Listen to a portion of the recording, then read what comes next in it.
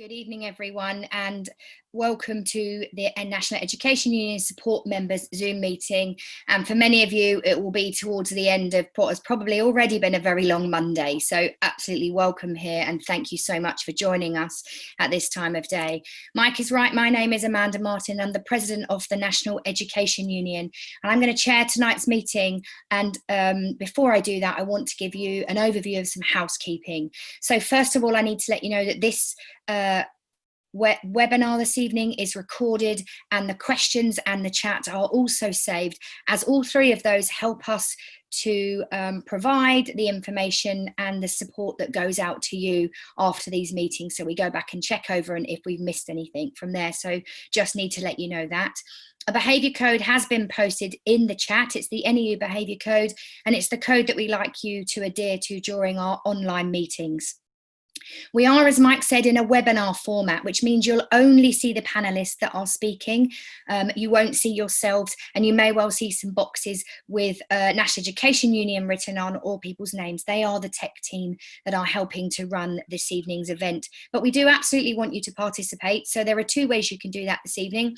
One is the way that many of you have found already, which is to write in the chat hellos, asking for links. As Mike said, ask for technical assistance throughout this meeting this evening. If there's anything that's referred to, those links will be posted in there to let you know, and so you can copy and paste and have a look at those yourselves as well. But also please feel free to make comments if this is helpful, if there's anything further we can do for you. As I said, we do use this information. The other way that you can participate this evening is through the Q&A button. So that's questions and answers.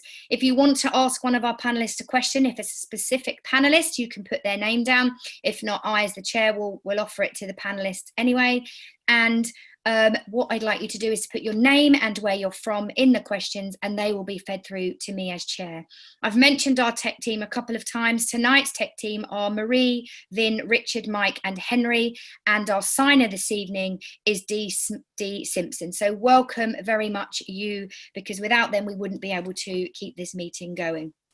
Before we start and introduce your executive seat holder, Tracy Maguire, I'm just going to give you a brief overview on where the union are at with the recovery plan. Some of you may have seen this in the local press, and I'm going to talk briefly about the recovery plan, but also about the summer holiday offer the union are asking.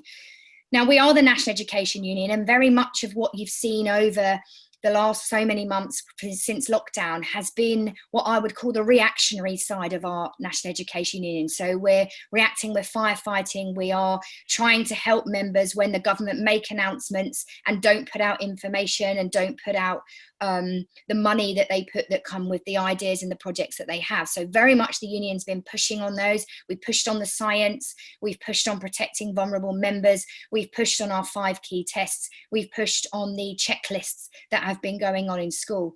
But in the background, we've been doing a great deal of work on what should education look like when we come out of this, or as we come in towards September, particularly with a recovery plan. We have asked the government, and the government have said to us publicly that we should act, the trade unions in England should act like they do in other countries. So we are acting like Denmark and Scotland have acted, and we've put together a 10-point strategy plan for education. It's a recovery plan. The word catch up is something we in the union don't think should be used, because if we start using the word catch up and the connotations that go with that, many of you working with vulnerable and disadvantaged kids will absolutely know that catch up, and they're always feeling very far behind already, and that's not a good way to start. So we want to be positive, and we've got a 10-step plan.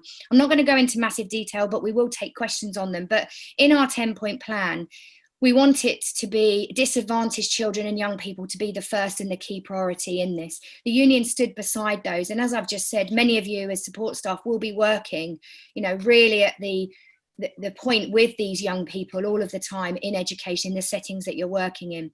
We've also pushed for free school meals so free school meals across the summer for all. We've won that argument. We were massively helped by Marcus Rashford.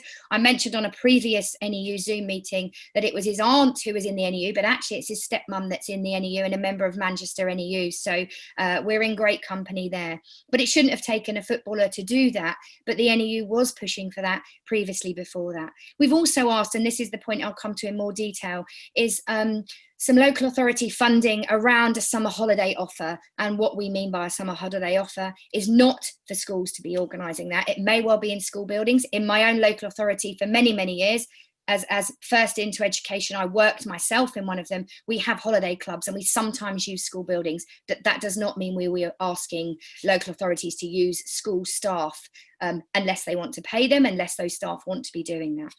We also are looking at requiring and requisites of public buildings, so libraries, community centres.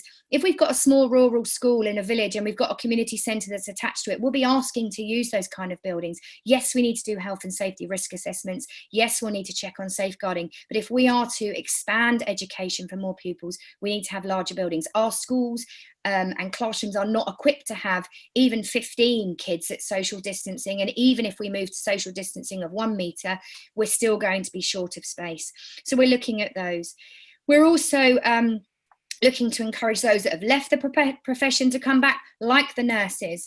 And when we talk about that, when we look at the nurses that the government asked to come back, it wasn't set nurses, it was people across the National Health Service. So we have said qualified teachers, but obviously if you've been in a school and they have people that have retired and they know that person that wants to come back and support, if they're a support worker, that's what we're asking. People that the kids know, people that know education. We've also been working really closely with so those in secondary schools that are supporting pupils in there with the qualifications agency Ofqual around looking at what do we mean when children come back, what education are those young people going to be working towards. So we're asking them to give us some really quick guidance on what exams and what that format will look like when we come to next year. It was okay to do it once, to allow full teacher assessment in the ad hoc way it happened. The NEU is pushed for that way of assessing, but it's not okay to do that now. And with so many of you working and supporting in secondary and supporting alongside, you need to know what it is you're supporting these pupils to be learning. Are you supporting them to be learning with regards to the GCSEs as they were, or are we looking to have some kind of different style of learning? And that brings us into our point 7, which is blended learning. We absolutely need a plan on blended learning in the union. And that means pupils and young people being in school for some of the time and potentially being at home. And if we are to have home learning, the 8th point we need to do is to make sure that those pupils have access to the technology. So not just the hardware in laptops, but also with regards to free internet access, books, creative packs, writing. I know many, many schools have been delivering those out to their pupils, but we need a plan. We need a government plan on that and the funding to go behind it. And it's very interesting. Any of you that work in the sixth form sector, you might not be aware that the grants that have come with regards to laptops and computers and even the free school meals do not adhere to colleges. Sixth form colleges do not count in that. So they are also under more funding pressure. So we need to be looking at how we solve that. And child poverty is our 9. And we're going to realise that many, many of our families, the people that we're working with, the people that we have daily contact with, will be in dire straits right now, and they may well be needing further support. And we want the government to absolutely recognise that. And our 10th point in our plan is a national children's plan for their mental health and well-being. We absolutely want that embedded in the curriculum. And to me, working in a school for 22 years, I know that when we embed things in the curriculum, we need everybody on board in school, from the secretaries that greet our kids the first thing in the morning, right the way through to the NQTs that are starting, to the SENCOs, to the support assistants that are working on a one-to-one basis, all with those families that are disadvantaged and in poverty. We need the whole school environment involved in that. So that's absolutely where we are from. And it's a aspirational plan. It's absolutely what our kids deserve. It's what the people that work in our education system deserve. We deserve to know what's happening with regards to our kids and young people and the workplaces that we are in. And it will cost money. And we believe that the government should be funding it along the lines of the job recovery programme. So yes, we're asking for money, but absolutely we should be, because this is unprecedented times. And in order to make sure that the people that we work with and the people that we teach and the students that we support are absolutely COVID isn't a reason for them to be failing. We have to look at how we can make sure this government are supporting as we go forward. And I'm just going to give a small amount of detail on what we're calling a local offer for children. So a summer holiday 2020, a local offer for children and young people. Now, like I said, I'm based in Portsmouth, and we have run holiday clubs for many years. We involve Portsmouth in the community, which is linked to our football club. We involve various charities. And that's what we're saying. We are asking for funding to come to local authorities so they can do an audit on what local providers already offer, on what can be provided, and what staffing needs to be resourcing. And we need that to be very clear, because like I said at the outset, this isn't a case for, and I'm thinking around support assistance particularly, if you're on a contract that you are being paid for the time you're working in school, you should not be asked to be working in the school holidays. So we need to make sure, unless you are paid, unless you are volunteering, we may have some people in the education sector. I have in my school particularly, we have an Easter holiday club, and we do have support staff who offer to volunteer, but they get paid. We do have NQTs who offer to volunteer, and they do get paid. So we need to make very sure that this audit happens in our local authorities, that schools can be involved as much as they are. But the reason we're doing this is we know what this government are like. And we will get 2 or 3 weeks down the line, and then they will start talking about holiday education and about holiday catch up. And we need to make sure that we've put it out there. This isn't about catch up. This is about kids being given the chance to do sports, to do creative activities, to play with other children, but also to make sure it's done in the correct way with risk assessments in an environment that is safe. So that's an outline of our 10-point plan, and some more detail around our summer holiday offer. And local offer is exactly what it should be. And I'm going to hand over to you now to your very brilliant executive seat holder, who has lots of knowledge around this, who has had lots of information and questions coming from you. So I'm going to hand over to Tracy Maguire. Thank you, Tracy, this evening. Yeah, hi everyone. Welcome. It's really good to have so many of you on this call again. I just want to say I'm sorry. I apologise for the short notice of the meeting, and we will endeavour to get that sorted next time and give everybody more notice for this. So thanks for taking part tonight. So I just want to say how brilliant I think support staff have been through this whole this period, and I think it's very apparent that we are, 100% part of this union now, because if we look at the figures for support staff at the moment, we've gone from around 29,000 members at the time of Boris Johnson's announcement to over 38,800, which I think it's amazing. And I think that, we're about sort of on 10% of the membership, which, for us is phenomenal, and it's great, and we want to kind of continue that. And the reasons for that is that we are the union that has been providing answers throughout this whole episode, and we are the ones that have gone out actively and tried to do things for our members. So I think that's great, and there's absolute strength in numbers, and I think that's what's been shown. Amanda's kind of gone through quite thoroughly the holiday plan, and also sort of the recovery plan, but I just want to say that I'm a safeguarding lead in my school, and I think that it's excellent that what's come out, because I'd like to say why, because I think that we have to have some eyes on our vulnerable children over this holiday period. As support staff, many of us work one-to-one with these children, and we know more than probably anyone else, what these children experience on a day-to-day basis, and I think we go through a normal 6-week holiday period worrying about these children, and we've gone through this amount of time, and what we need to do is it's right, we need to it's not catch up, we need to try and restore these children their confidence. We need to make summer fun for them. That's exactly what needs to happen. I've been ringing my local authority just about on a daily basis to, you know, badger them and find out what's going on. And I think we all need to kind of keep that pressure up, because we're talking about our kids' lives at the end of the day. So in terms of, support staff over the holidays, I think that a lot, obviously it is voluntary if people go in, we've made that position very clear. And I think that also if people go in, they should be paid appropriately for that.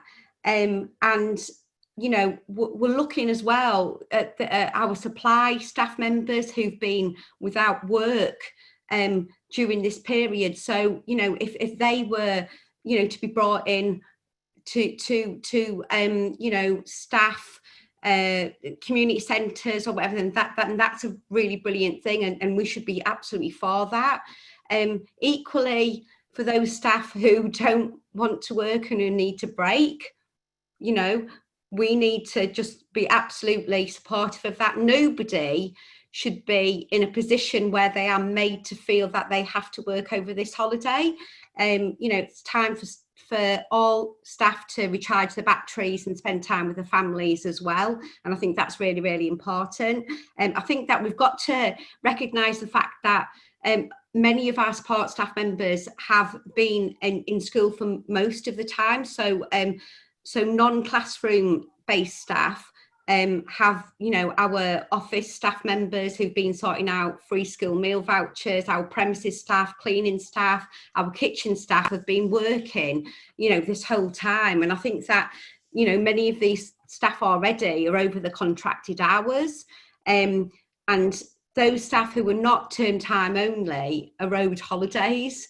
And I think that's important to mention because it's certainly something that's come up locally and something that's come up in my school. So if staff in your school are owed holidays, and because of the school year, they're not entitled to sort of take them because they may be required on site, then they are paid for this and they need to be paid appropriately for this.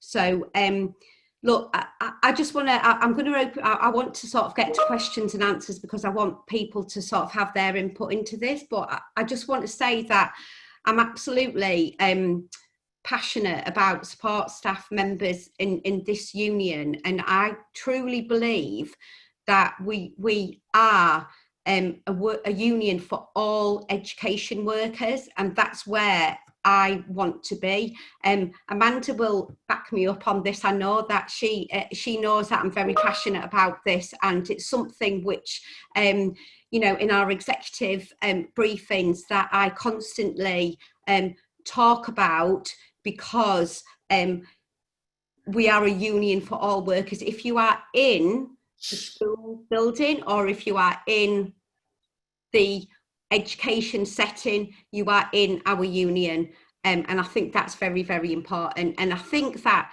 you know, going forward from this, you know, we represent some of our lowest paid workers in our schools, and throughout this we have been the people, we have been the workers who have kept our schools together, and I think that needs recognising going forward. So I'll hand you back over to Amanda. Thank you. And thank you, Tracy. Really informative there. And also, you know, absolutely, Tracy defends, which is why I said she was brilliant at the start, defends you know, her constituency and make sure that the union are held to account, and making sure we're using them and commenting and involving and making sure our policies are aligned with support members of staff. So thank you very much. I've got Andrew Morris, who is the Assistant General Secretary for Bargaining and Negotiations. And I've also got Peter Morris, they're not related. I've got Peter Morris on here as well, who is the National Officer who provides support for support staff. They're not going to come in and comment, but they are here to answer the questions alongside Tracy this evening. So I just wanted to introduce both of those so you can know who they are when I bring them in. We're having a number of questions that are coming through, are specific casework questions, which we may be able to cover in an overview, but we won't be able to give specific information. At the end, I'll just let you know where you can go to for that and where you can get some further information from if we don't answer your question on here. So I've got 4 questions coming in straight away. The first one is from Nathan. Any idea how things might be approached regarding possible plans to have staff come back in the middle of August? I've got Karen. Support staff are still being asked to clean toilets in many settings and too afraid to say no. What is the NEU advice on this? And Elizabeth, question here about sports. Support staff pay in the negotiations that are going on. What are we doing as a union to support our support staff with regards to pay progression, and what can we do as a whole to get our voice heard on this key and important thing for many of our members? And then Sharon asks, who are you expecting to attend summer schools? I'm exhausted and so are my kids. Thank you, Sharon. Shall I come to you first, Tracy? Yeah, so just the plans for August, I think I kind of outlined that earlier. No one's should be required at all. It's voluntary. You are paid.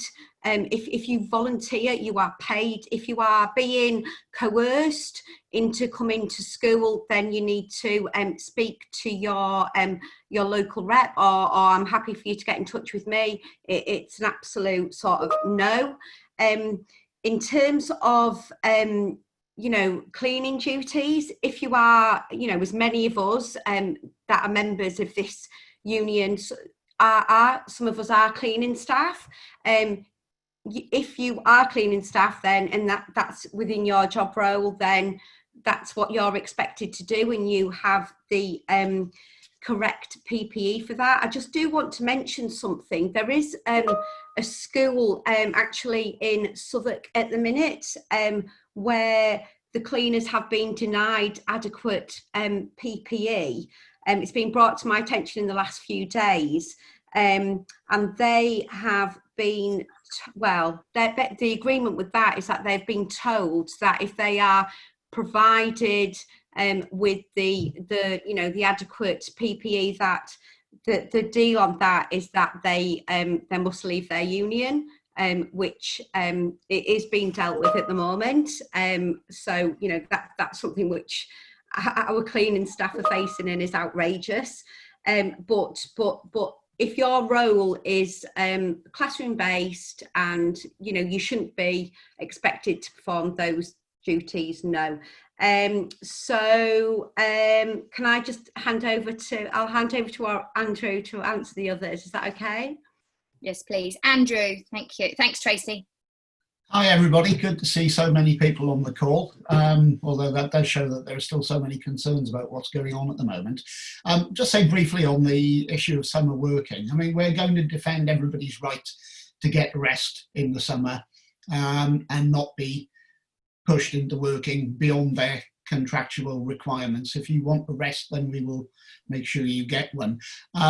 If you're not going anywhere on holiday and you want to get involved in the summer offer, then we really hope that you would do that as well, because we think that's going to be really important for all of the students in order to prepare them for going back to school in the autumn.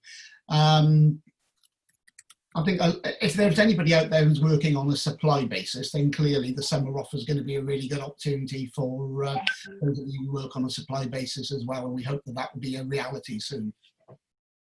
Thank you, Andrew. And Peter, did you want to add anything further to those 4 questions? Yeah. Number 2, Karen Parkin mentions the issue around cleaning toilets and people being afraid to say no, and we totally understand that. I mean, the NEU advice is that cleaning is a function for the cleaners. Therefore, if it's a duty that the cleaner would normally carry out, then that should still be the case even now, even in these extraordinary circumstances. I mean, I know it's easy to say that, and as Karen quite rightly said, a lot of people are being put under a lot of pressure in all sorts of unusual circumstances. So you really do need then to talk to your rep or your district secretary to say, look, the school are trying to push us into doing something which we shouldn't be doing. You know, unless you're a cleaner, as Tracy has quite rightly made the point, you know, then it is your job. So, so that is the NEU position on that. Elizabeth raises the issue about support staff pay and the negotiations that are going on. Hot off the press news is that the employers in the state sector, so this is going to be the vast majority of state schools and academies, has made a final offer of 2.75% as of the 1st of April just gone. The local government unions, who are the unions who lead on those negotiations, are consulting their members at the moment. We've got our Support Staff National Council, and it will be giving the matter its own consideration on, I think it's Thursday, when it's due next to have a discussion. So we'll be looking to see what sort of influence and impact we can have on those discussions.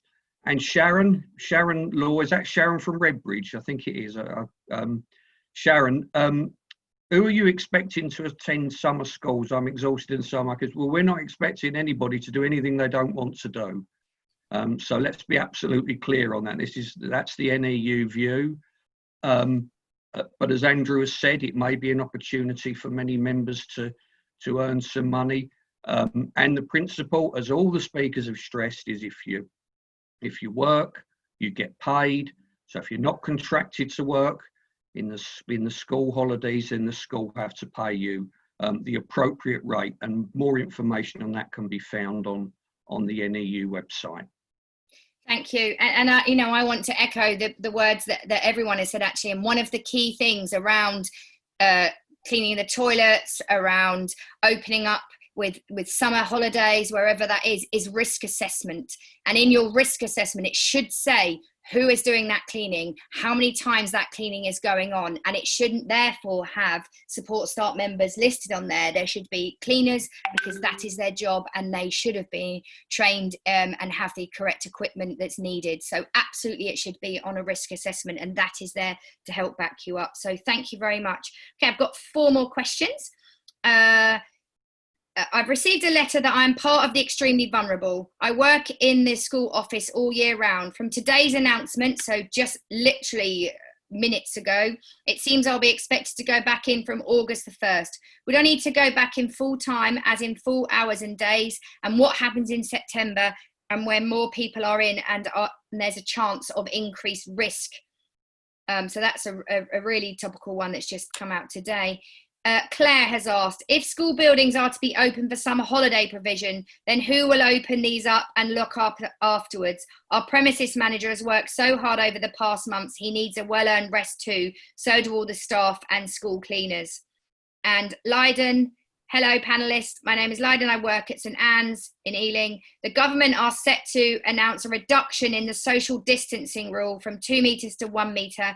How is this going to impact on schools?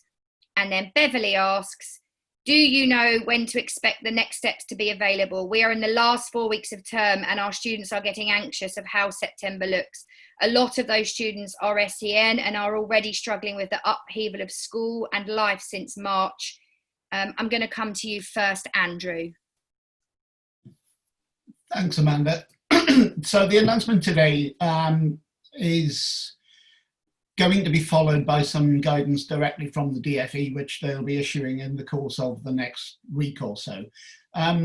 We've got a very clear line on what's being said, which is that we don't know what the situation is going to be in September. Those who've been told until now to shield for their own safety are going to feel very uncertain about returning to the workplace. So we will expect education employers to be willing to plan with us, on the basis that at least some staff and some students may need to remain at home in September. What they've said is that the advice to the clinically extremely vulnerable is going to be brought in line with the current advice for the clinically vulnerable.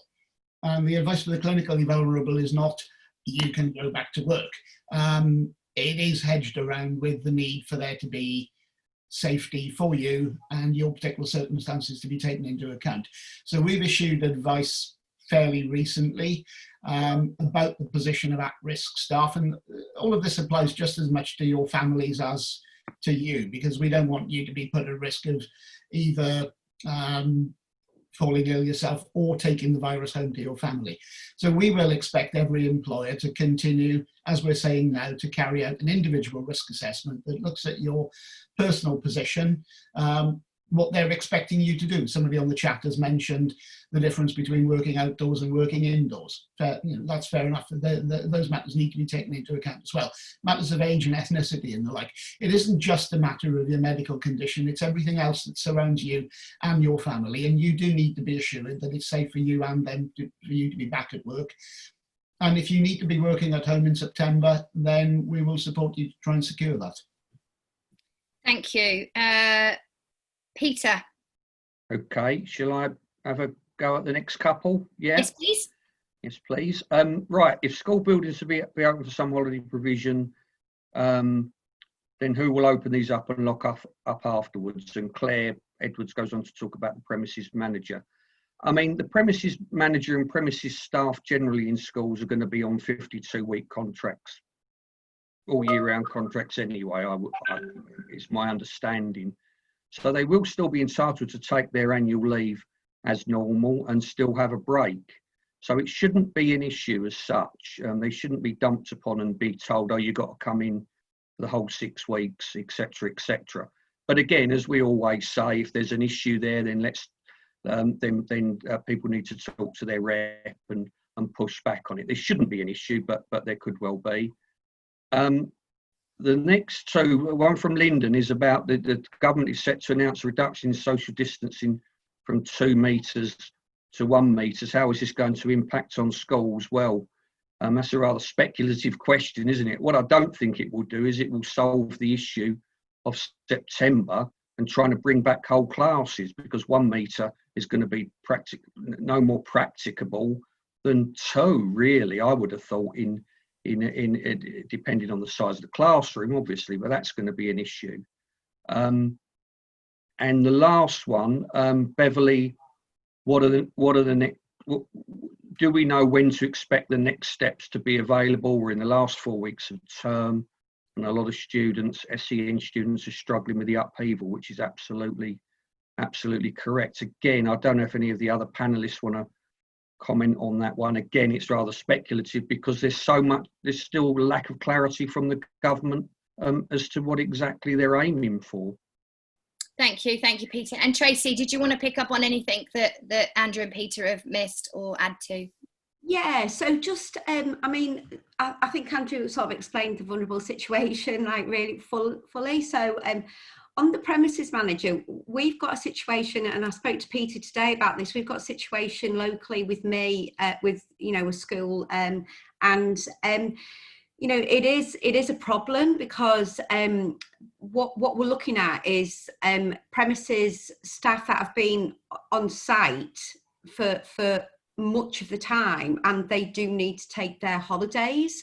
So I think that's why as a union we're obviously pushing for community centres to be open, and to be to be staffed by other workers kind of coming in, because quite rightly, as you said, that that premises manager needs a break, because they've done above and beyond to sort of help the school and the community out.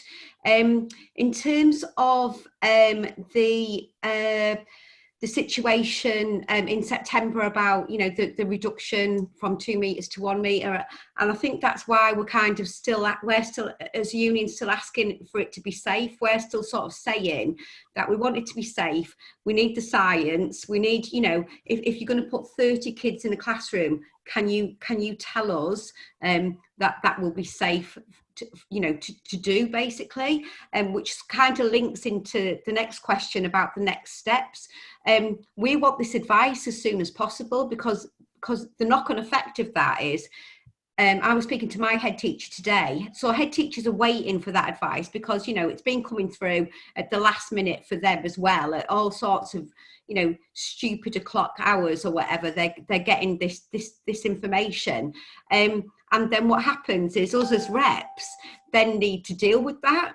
So basically the heads get the information, they send out the risk assessment, and then we have to, you know, go through all of that. So basically we need those details as soon as possible, because at the end of the day, if the government is saying in 2 weeks' time that we're going to get that information, well, then heads have got to go through it. We don't want to be working over the summer holidays as much as possible as union reps. So, you know, we're absolutely pushing for that, and I think we should be. Yeah, thank you. Thanks, Tracy. Absolutely. And as Richard has put into the chat, risk assessments are working documents. So should the government decide to go from 2 to 1, we need to adapt our risk assessments. We all know if we go on a school trip, we have to make sure that we know what parents are going, and we give them the risk assessment, what support staff are going, what other members of staff are going. And we have to, it's a working document that needs to be added to and changed and adapted. And that will also be changed and adapted as different children come in and different pupils come in, because some of them may carry their own risk assessment forms that need to be done alongside that. So, but Tracy's also right with regards to the science. The science is changing, and the NEU have never said they're a scientist. We've always said that we have to follow the science. And SAGE scientists, independent SAGE, have actually said, you know, 2 weeks makes a difference. So we need to make sure that we are on top. And the reason we produced our 10-point recovery plan is the government haven't got one. So we've had to put one in place because we're fed up of waiting for them to do one. Okay, I've got some more questions. Carolina, what do you advise to librarians who feel they have to do a noticeable job during lockdown because they feel they might be made redundant after all this time without the library being used? Also, there's quite a large number of school libraries being used at the moment for key staff children. Some have even completely cleared of books and shelves for this purpose. What can librarians do to get some sense of more normality and job assurance when they have no work in place? Duncan, hello Duncan, you're from my area. My school is undergoing academisation. What effect will the current crisis have on this? And Duncan's in Portsmouth. And Holly, we only have children coming in and going on computers to do virtual lessons, and we have the full 25% of year 10s and not allowing vulnerable or staff living from vulnerable to stay home. What is the point of going in just to keep an eye on them on things they could do at home? Some students brought in were engaging in lessons. What can we do? Teaching assistants are just going in for the sake of it, as most of our kids are working at home. Could they just do the work at home? And then finally, Jane, what are your views on workload not being shared equally, as some members of staff are back full-time and others with no underlying health conditions have still not returned or are working from home? So I'm going to come to Peter on librarians, then I'm going to come to Tracy and then Andrew. Peter.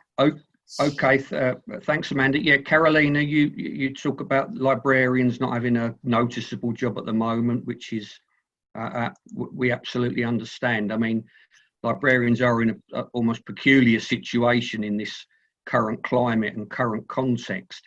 I mean, I have to say that if a school or an employer were to turn around and try and use the coronavirus epidemic as a reason for pursuing redundancies or shutting a library, then that's a pretty weak and pretty pathetic argument, if you ask me. But anyway, we know these arguments can often be made. I just think there's one thing you could do. You could, via your rep, if you're not the rep yourself, Carolina, you could talk to management and just get an assurance or the assurances that you want. I mean, I'm always slightly wary in giving that advice because sometimes you can ask a question and then you get an answer you don't want. So you'd need to make that judgment. But I do understand how you feel, and obviously you need to keep in touch with your rep and your districts if things do turn out the way that you fear they might. Thank you, Peter. Tracy? Sorry, just quickly, just on the librarian situation. I feel that the librarian's role is just so undervalued sometimes, you know, because basically I work in a primary school now. I used to be a TA in a secondary school.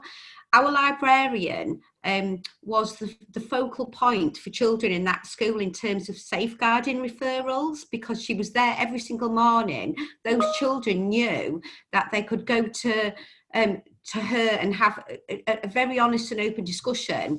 And you know, what's being said by Peter's absolutely right. Like this is not the climate for having any sort of discussions around making, you know, people redundant or restructures or anything like that, full stop.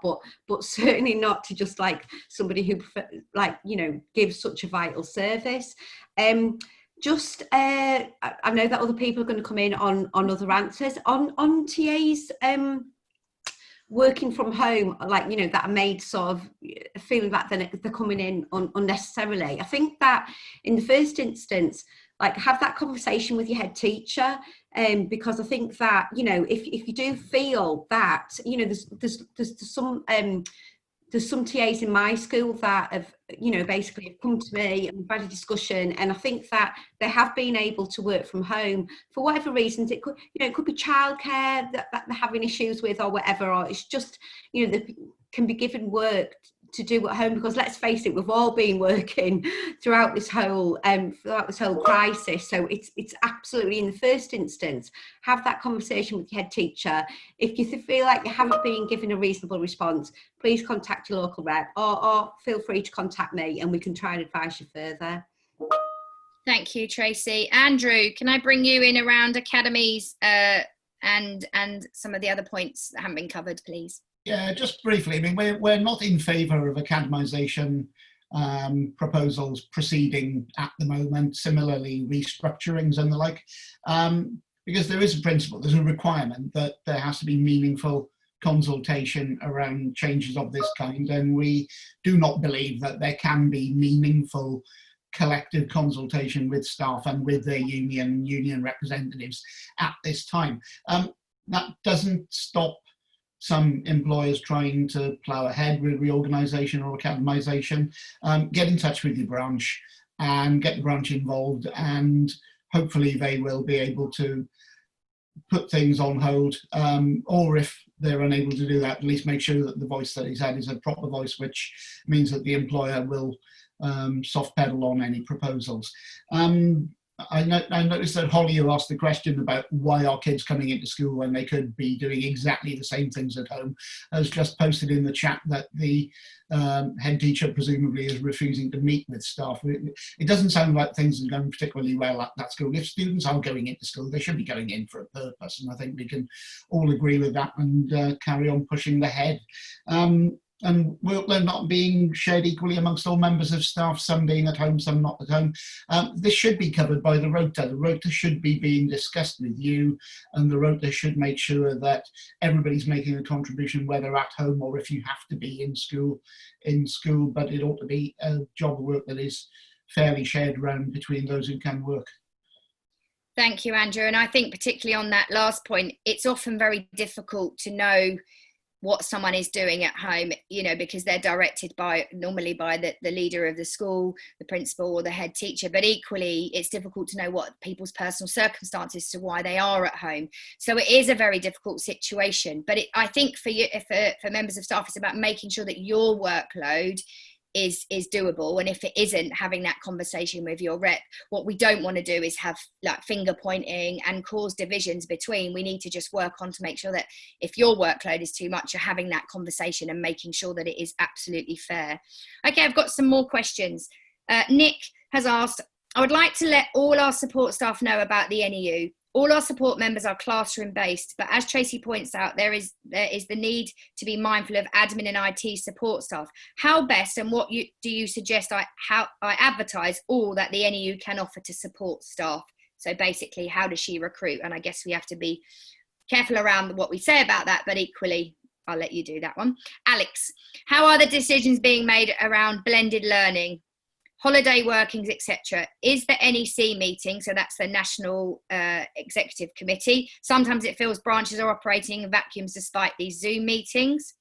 Laura Ellis, hi from Rugby. What can I do in the school staff are not enforcing the steps from the risk assessment? Senior staff and students are not following any distancing or cleaning, despite bringing this up with the head teacher. So there is a risk assessment in place, but people aren't following it. And Gillian Hayward has asked, hi, support staff are being pressured to send their children, their own children, into school when they don't feel it's safe so they can get into school themselves. They're asking how they stand and will they still have a job? Many are on 12-month contracts. So shall I come to you, Tracy, first this time? Thanks. Hi, yeah, so Nick, just in terms of the NEU members in your school, like I said, I absolutely believe passionately in all education workers being members of the NEU. I'm the rep in my school as well, and I think just by kind of having a presence and kind of doing good work in your school, that people automatically come to you anyway. Obviously, I'm in favour of recruiting people, but I think that, for example, there's lots of way around stuff.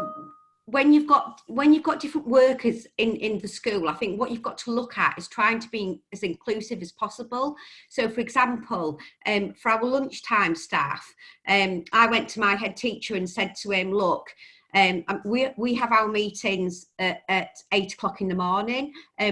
Our premises staff and our cleaning staff can come to that. Our TAs can come to it. Our teaching staff can come to it.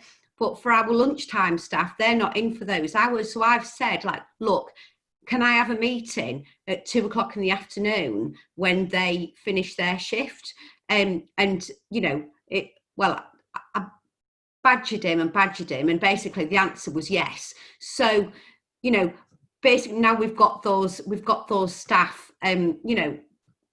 recruited and part of our union, which is exactly what we need to do. So I think just by being active, people come to us. As I said, I'm in favour of recruiting as many people as possible, but people will if you are the rep in the school, and if you are doing stuff, people will join this union. They will.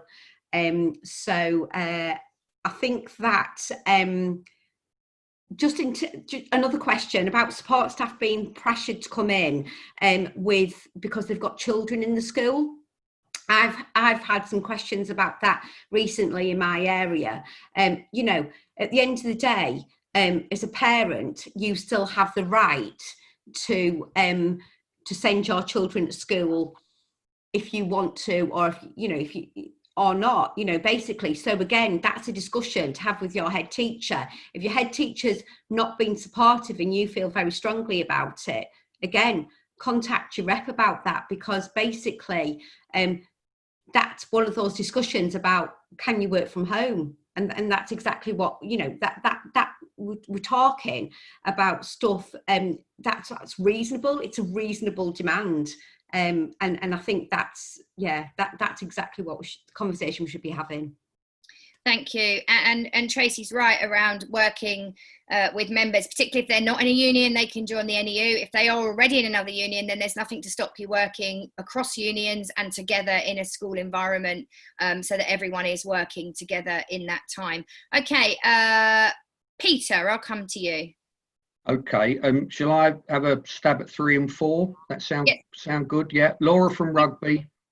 What can I do if the school staff are not enforcing steps from the risk assessment? It's been raised with the head, but nothing's happening. I mean, that's a disgrace, Laura, and that's just not acceptable.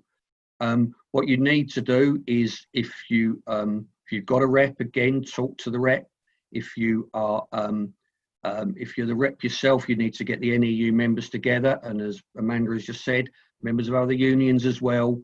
Get something in writing and demand that the head teacher carries out his legal obligations, because that is just not acceptable. And on the final one, on the Gillian and being pressured to send your own kids to school and then to come into school. Well, Tracy's more or less said it, but I would add that this is another example of where we do need people in unions who should get together, who should push back and say, this is not acceptable, the pressure that we're being put under.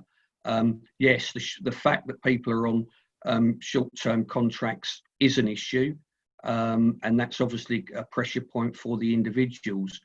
But they do need to push back on that, because they're being put in a vulnerable situation, and it's not acceptable. So again, if there's a rep at the school, the usual message: let's argue back.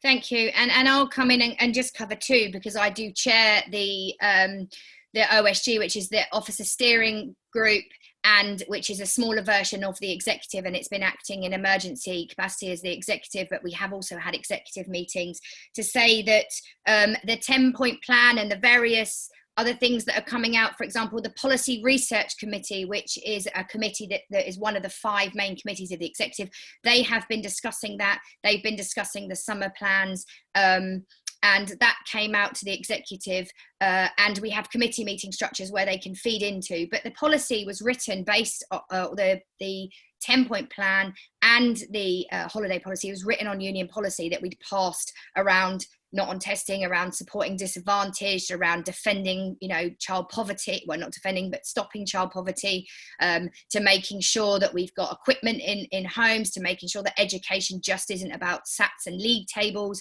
and all of those kind of things. So it was built up around policy, but we're through the Policy Research Committee, and in that way, and it sort of says branch and district sometimes feel they're left on their own. I'm a branch and district secretary, and one of the things I'd advise you to do is we had a conversation around regional offices doing some uniform meetings and making sure that we're having those conversations with branch and district. So if you do feel a bit, you're paddling and needing some more information, please do contact your regional office and ask them, how we can go forward with regards to working together as branch and district secretaries. So that's a really good place to go for that. So thank you to those answers. We've got a few more that are coming through with regards to questions. So I've got an anonymous: I'm a BAME school nursery support staff, shielding an extremely vulnerable family until August. Social distancing is virtually zero in the nursery, which is vital to me. What advice would you give should I be giving notice to leave? So what advice are we giving to our Black members? I know that we've written some really good information out there. Linda has asked, can staff be disciplined by teams? As in, I think you mean the electronic format of Teams, like we're on Zoom. Laura has asked, my school doesn't seem to stick to the 15 people bubble. We have more 40 plus. It's an SEN school and we are different to mainstream. And Claire has asked, so if Tracy said support staff should be paid for the time they were in during the holidays, how do we go about asking for that? I believe more support staff are paid term time only, but we work through Easter holidays and May half terms. Should we be paid all 3 weeks or just the days we worked? And Sarah has said, hi, we've been told today that the extra week of summer term we were going to work for an extra week holiday in October has now been cancelled due to unions kicking up a fuss. Not my words. I personally, along with the majority of my colleagues, would have rather worked an extra week in the summer term and had the 2 weeks off in October. But we aren't asked by the unions. Why was the decision made without contacting members? I don't think that's true, the advice you've been given, but I'll let one of the others come in. So I'll bring you in first, Andrew. On the last one, I'm not entirely sure what Sarah's picking up on there. We do always hear lots of things that are said by head teachers that don't bear any particular relation to what has been said by the union, such as the unions agreeing that you could work during the Easter holidays without any extra pay.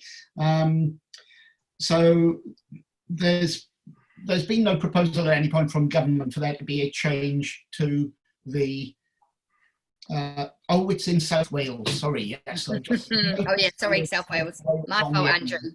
Yeah. Okay, I'm afraid I can't comment directly on that because the discussions in Wales have been going on over the last couple of weeks, and despite being Welsh, I haven't been directly involved in it myself, so I can't comment on that one, I'm afraid.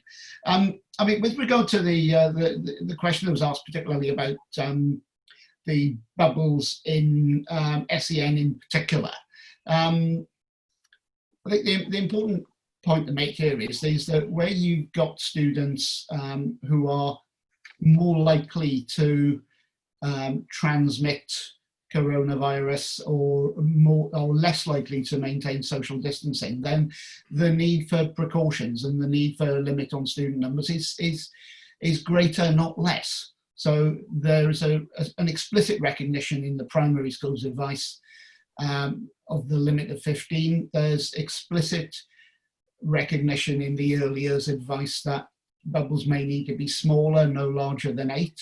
And there is a recognition that the circumstances of special needs students, in particular in many cases, may require PPE to be provided to the members of staff working with them. So clearly there's absolutely no justification for any head teacher presuming that it's okay to have larger bubbles in a special needs setting than in a primary setting. So that ought to be strongly resisted. And fundamentally, if this and other similar cases, if you've got a problem, then raise it through your rep, raise it with the support of your colleagues, or raise it with the support of your district and branch with the head teacher. Don't just put up with it. Make sure that you make a response and make a collective response through and with the support of your union. Thank you. Peter. Okay.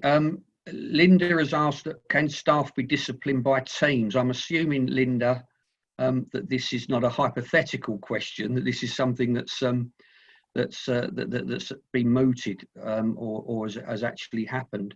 Perhaps you could email me tomorrow. Linda's on our Support Staff National Council, so I know her, so it might be easier to take that one offline. Short answer is I want to think about it. I suppose in theory it could happen, but it's rather unorthodox to say the least. I think the point's been made on also for the anonymous attendee about the nursery, the support staff members social distancing. Same for Laura about it with the SEN context and social distancing or bubbles just being not being adhered to or not being workable. Risk assessment should have been done. They should have covered these points. So that's really the way to go. Also talk to your NEU rep or your NEU district, because you are both in a situation that we're really unhappy about. And let's just talk about this business about Claire Turner has raised again the issue that's been raised with all of us over the last few weeks about payment for working through school holidays. Now, if you're paid term time only, you're on a term time only contract as opposed to a 52-week all year round contract, then you will be paid for a number of weeks, normally 39 weeks for when the school's open, plus a prorated amount of your contractual entitlement to annual leave. So what that means in practice is that most of you on term time only contracts will be paid for something like 44 to 46 weeks a year. And that money is spread over 12 equal instalments to make sure you get some money in August. So what that means is that the school can expect you to work during the 39 weeks, but they cannot dictate to you during holidays that you have to work. But what has happened, clearly, given the postbag that we've had, is that all around the country, schools have just said, well, it's a crisis, coming in the Easter holidays, coming May half term, coming for bank holidays. I was talking to somebody the other day. That is not acceptable because you are not being paid. And in fact, it's voluntary. So not only should they pay you and you should claim retrospectively, but it is voluntary. So going into the summer period, they cannot make you come in. And that's the important principle. But go onto the website. There's lots of stuff on there. I think I said at the last one, you may recall, go right down to the bottom of the home page, click on support staff, and you'll find lots and lots of information as to the rights and wrongs, and push back on it. Please, everybody, if you work during Easter and half term, you're on a term time only contract and you didn't get paid, you must go back and ask for the money, because the precedent that is set could come back to bite you and many other people in the future, and that is something that we certainly wouldn't want. Thank you. And Tracy? Yeah, just quickly on that. Look, I think obviously Peter's going to deal with this. The disciplinary by teams, it's not good practice. At the end of the day, we're not in favour of staff going through restructuring and redundancies, via virtual meetings. We're not in favour of this. It's just, it it's not good practice at all. But I'll let Peter come, deal with that and come back to that. So the 15 people in a bubble and that being kind of pushed out, it's absolutely, it's just wrong, and it needs to be absolutely challenged. So please, do sort of, contact again, like get together as a union in your school and challenge that, because it's just your risk assessment then is being sort of called into question on that, and it's just not right. So, and just on nursery, and I mean this comes down to a fundamental point, I think, by the union and social distancing. That's why we were not in favour of this in the first place, because we know that it's difficult for children in that situation to be able to social distance. I think that, I mean, my school, basically turned around and would not, apart from key workers children and vulnerables, have not opened to nursery or reception, because we think it cause young children trauma, that when you're telling them that they can't play with other children. So just coming from that point of view, that it's just an awful situation to be in. It really, really is, and that's why we've done our best as a union to argue against that. And just to agree with everything that Peter said, basically about the holidays and being paid, or having agreed time off in lieu. Absolutely.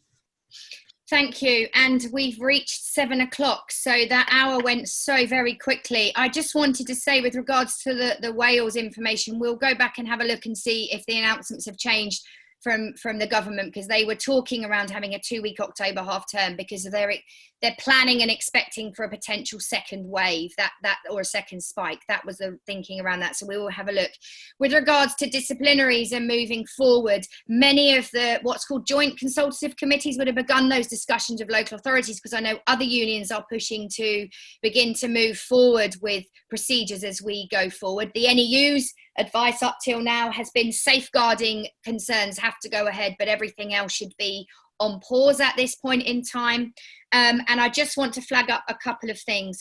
There is on our website Black educators and vulnerable workers checklists for you to go through, and for you to check that you are absolutely being protected if you fall into those categories. From there, they run alongside our checklists that are in school, and you should have a look. There are some support letters some letters of support to help you to write to your head should you be in that category. And I guess for me, a union is a union. And Tracy said, if you're in the building, you're in the union. We are the National Education Union. And I always say that the union should be the family that you choose to join. Do not ever feel you're alone. You are in a union with nearly 500,000 members. We are growing. You just heard from Tracy at the start, the support section is growing. There are various routes into working with the union, which is around through Tracy, through your regional offices, through your local branch and districts, but also on the back of your membership card is a name and a contact person for you to contact if you don't have a school rep. So thank you so much for your time. It's always really great to hear the questions. We will save them. Some of our videos are posted on our YouTube site, so please subscribe to that, and take care, and thank you very much. Thank you.